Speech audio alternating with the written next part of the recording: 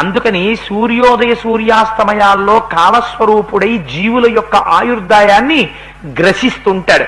మార్తాండ, ఆయనే మధ్యందిన మార్తాండుడై ఆకాశ మార్గంలో నిలబడతాడు.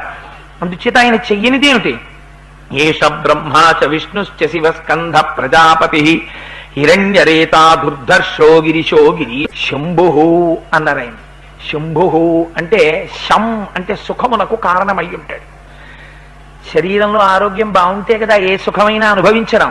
అందుకని ఖగ పూషా గభస్తిమాన్, ఆయనే ఖగ ఆకాశమునందు తిరుగుతూ సుఖమునకు కారణమవుతాడు. మనం ఒక సుఖాన్ని అనుభవించాలి అంటే, ఆ సుఖాన్ని పొందాలి అంటే సూర్యనారాయణమూర్తి యొక్క అనుగ్రహం ఉండాలి.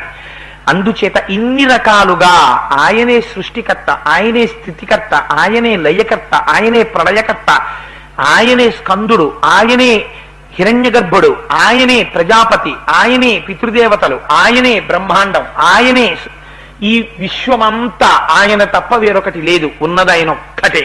అందుకని అటువంటి సూర్యుడికి నేను నమస్కరించుచున్నాను.